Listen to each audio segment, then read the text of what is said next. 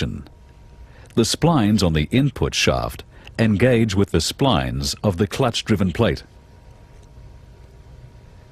With engine rotation and the clutch engaged, the input shaft transfers its motion through the countershaft to rotate the gears on the main shaft.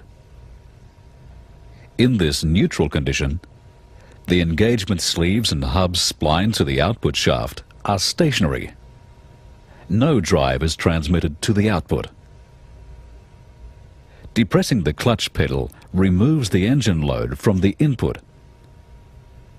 This allows an engagement sleeve to be moved into engagement with the external teeth on the gear selected.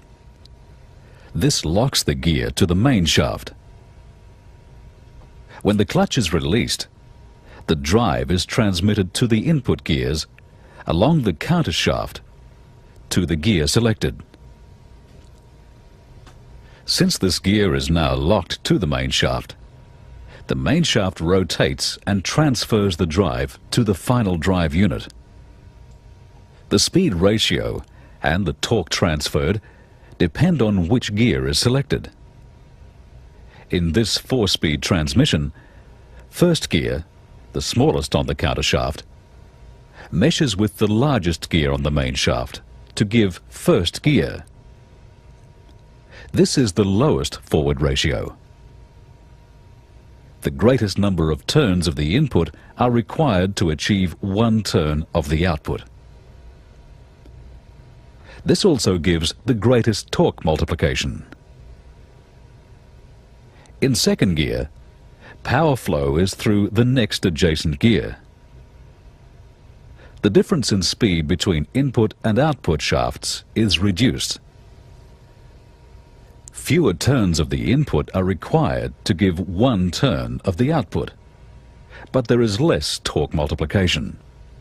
When the engagement sleeve for third gear moves into place, drive is transmitted through the meshing gears at an even higher ratio. In fourth gear, the input and output shafts are locked together. This provides a direct drive with a 1-to-1 ratio, with no reduction through the countershaft gears. The input and output shafts turn at the same speed, and therefore there is no torque multiplication. The countershaft gears and their corresponding gears on the main shaft continue to rotate, as the countershaft is constantly in mesh with the input gear, but they do not transmit any drive. With the vehicle in motion, these gears will be turning at different speeds in relation to the main shaft and to the engagement sleeve, which is locked to the main shaft by the spline.